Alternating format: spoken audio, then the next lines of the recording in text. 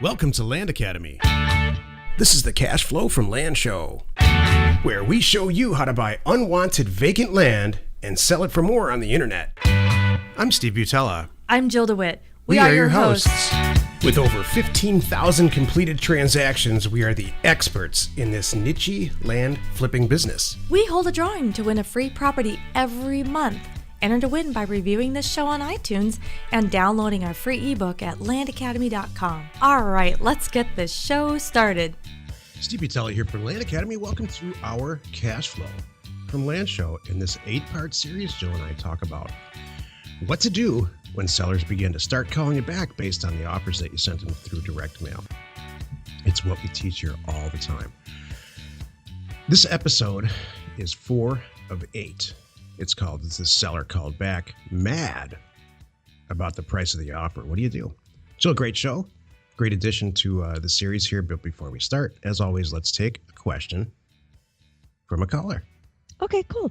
Paul from Santa Barbara called in and asked, I am just now closing a deal. When is it okay to start marketing to sell? What? Right? Paul, didn't you listen? It's a good question. You should have been marketing long before you were ready to close a deal. Don't you think, Jill? Even if you're brand new. Well, you can't sell it, but I mean, I with you. I go back and forth on this one. Hey, listeners, this is a pen and paper moment. Ready? If you have some pen and paper, pencil and paper, whatever, Jill can make fun of me. Please write this down. Go to LandWatch and start collecting and amassing your database of potential buyers. If you spend more than an hour on this today, you're probably doing it wrong. You can collect a ton of email addresses based on geography and names and addresses of people that own or represent property all over the country. That's your buyers list. You don't have to spend a huge amount of time and go get a huge list right now. So Paul from Santa Barbara, I'm not going to spend a ton of time on this. You should be doing things like this probably before or during when the first mailer goes out, because boy, when that mailer hits the mail, you're going to get inundated with responses. No one believes me until the first time they do it, and then they're all relieved and happy. But trust me, that's not the time to sit down and work on marketing. It's before the storm hits, right? That's true. I was going to say not the specific one. You don't want to have some person have their photos all over the internet of their property they haven't sold yet. However. Oh, you don't want to lie or fib. Right. That's what I'm saying. We're in agreement on what you're saying. Be ready. So absolutely.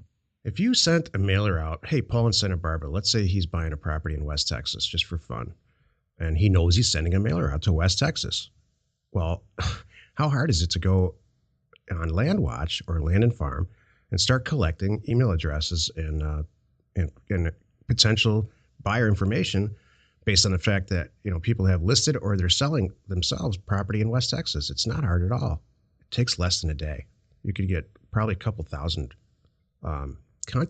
points of contact, and you could even be crazy and send them a note and say, hey, I just sent a ton of offers out in West Texas for 40-acre properties. I noticed that you represent or you own some property in West Texas. Do you want to be on my list?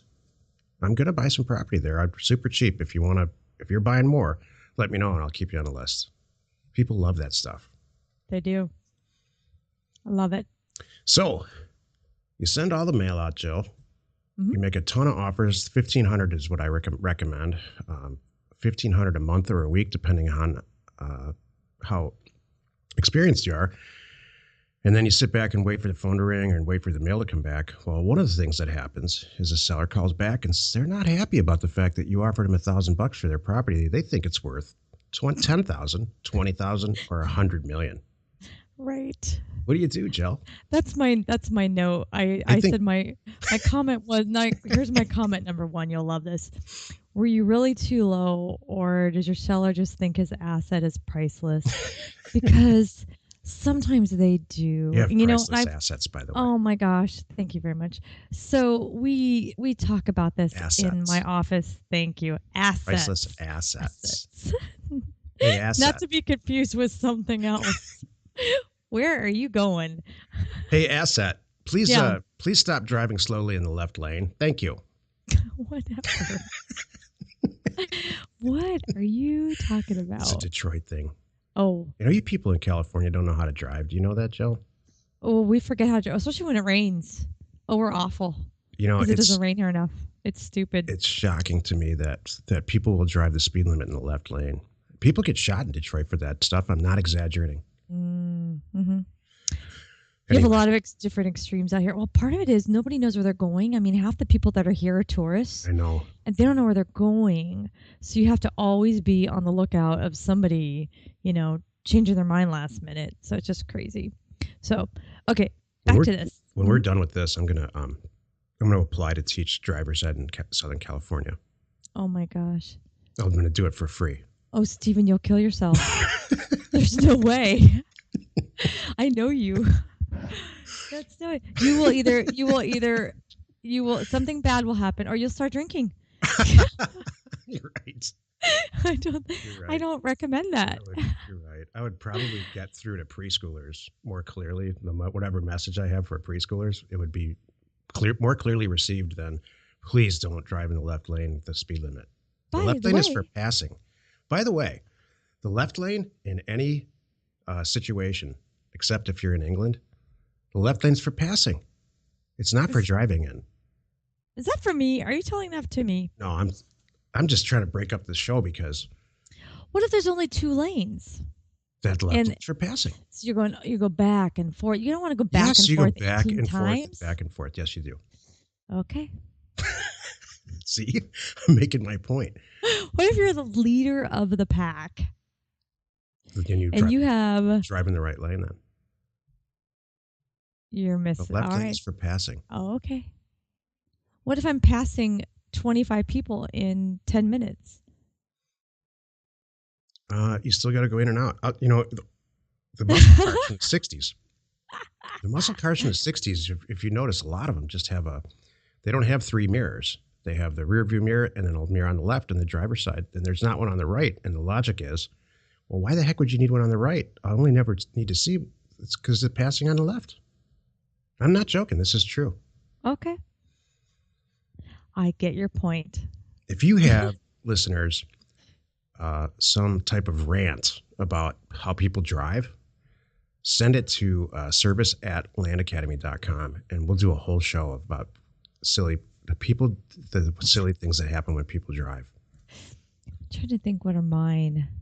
I hate tailgating. Oh, you know what I hate? Oh, I know what I hate. That's crazy dangerous. I hate people that brake at everything. They're nonstop braking in front of me. Like there's something way down the road. They start to brake. I'm like, what was that for? There was no need for that. And it makes everybody worried. And they're just nonstop braking. What about the guy who drives with 2 feet? So it's really just the brakes. Brake lights are on all the time. All the time. Oh, that's awful. That's bad in your car, isn't it? This is a fun show. Talking about land all the time. Jeez. I know. Especially driving in Southern California here. Oh, and parking in Southern California here. That's even more fun. I thought I arrived when I moved from Southern California to Arizona when I could actually park in front of the building where I worked. I didn't know people had that. I know. Or shopping. I know. I didn't know that existed. It was the weirdest thing. I'm like, and I don't have to pay a monthly fee for this and get on a wait list? I know. Wow. I had similar culture shock issues when I moved here from Michigan. Mm-hmm. I mean, just pull up, park, get out, and walk in? Okay, this is weird. No shuttle involved? I'm so confused. Right. Okay, back to my thing. Well, speaking of hate. Oh, no. So what we joke around about this back to the topic here. We joke around at the office about this all the time. We actually have a bulletin board in the office where we hang notes up from people that are just livid about the fact that we sent them an offer for less than what they think their property's worth. You have to laugh about it, just like people driving crazy, or else you get nuts. Don't you think, Jill? Mm-hmm. It doesn't bother me. It doesn't bother me either. Let me answer my questions, and you'll see why it doesn't bother me. Okay, so here are my things, and you'll understand why. I have 3 things to say about this. One is, were you really too low? Or does he just think it's priceless? And here's what happens. the sellers, they hear things. They hear, oh, there was going to be a mall here, or I heard people want this property or these types of properties for windmills, and I've Oh had my them God, these all. are awesome. Go ahead. It's true. I had one, I just talked about it with my staff the other day about I had a guy, that had property bought in the 60s because that was the original location for LAX airport, and they didn't put it there. I mean, there's all kinds of things that people hear and think and rumors and gosh, isn't it coming? Isn't it growing out this way? Yeah, but maybe by your grandkids generation, you know what I mean? Yeah. So they get these misconceptions. So sometimes it's you just have they're that's why they're so not on the same page, and they might be mad, and they might truly have misinformation, and you just have to kind of help them with that, and kind of explain, yeah, I hear you. Yeah, that didn't happen after all. I don't know if you read that, kind of thing, and just kind of let them know. So my number two thing is, they're calling back, they're unhappy. My first thing too is, if I laugh. I get them to laugh, and I just blame operator error, and I will say, hey, it was me. Did I put that down? Maybe I missed a zero. I don't know. You can make up funny things and laugh and calm them down. It's really Sure. they're really not that unhappy. I mean, I've heard you say this a million times. If they're calling you back mad, they're calling you back. Exactly. You can convert that into a sale. I've seen you do that. Mm-hmm. It's that old cliche. The opposite of love is not hate. It's indifference. It's the people that read it, chuckle to themselves, and put it in the shredder. Those are the people that they're not sellers at all. Mm-hmm. It's not the people who call back and start screaming at you and calling you names. That's a good sign that they might want to sell the property. That's how I look at it. Mm-hmm. Yep. So that perfect, Stephen. That gives my only last comment. Number 3 is, all right, now let's all talk about this. I'm either gonna maybe make a new offer, or I'm gonna pass, or I might do an option arrangement with them. So, which is also kind of a new offer. And we don't want to explain option. It's beyond the scope of the show today. But if you have questions about options are the original and still fully functional zero down real estate way to get a deal done without any money. It's legitimate and it works great. And please go on to successplan.com and ask about it. Success Plan is an online community that Jill and I put up for all of our members. It's free, even non-members. You can go ask any questions about these programs that we have, see if it's for real. If it's not, if you're skeptical, go out there, ask anything. The current members that are making money, they'll talk to you all about it. Mm-hmm. So my final point on this is that one of the consistent questions that Jill and I get all the time about what we do is, it's more of a comment than a question. And it goes like this: hey, all you guys do is talk about how great this is. Can you tell us some of the downsides? We've heard 55 shows about what's so positive about it. Tell us what's negative about it. What's the pros and cons? And I always say that it's this topic. The worst thing that happens with this. The worst, you have to have one con, Jill. There has to be a yin and a yang. The one negative thing, and I don't even think it's negative, but I have to come up with something, is that, you when you send a mailer out I don't care what happens. I don't care if you're sending it out to buy cars, and you're doing it, you're pricing whatever the asset is under the value of what the retail value is. You're going to get some kickback from some people. We wouldn't be in business very long here if we wrote offers all day for the retail value of real estate. We write them for less than we think that it's worth retail. And in exchange for paying less, the seller gets a tremendous amount of convenience. Sometimes we solve their estate problems. Sometimes the owners have passed away and we're buying it from the kids and we're helping them out with that. It's just a heck of a lot easier and faster, and they get a check in like 5 days. So I think that's the biggest, if you can even call it something negative, that's really the only thing wrong that I can find with this.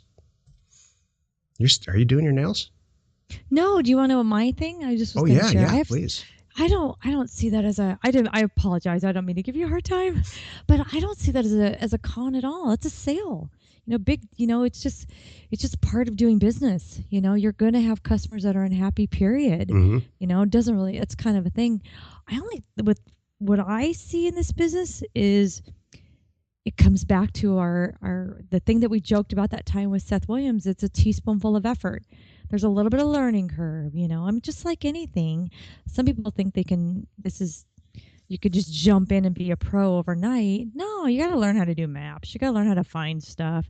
You got to learn how to work with people. And it's still not a con.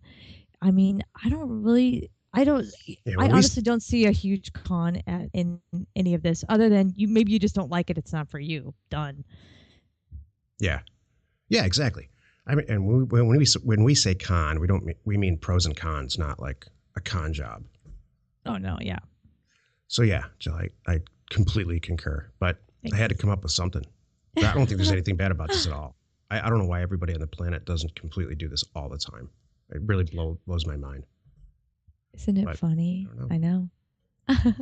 Hey, join us in another episode where Jill and I discuss your all-important success in property investment and in life.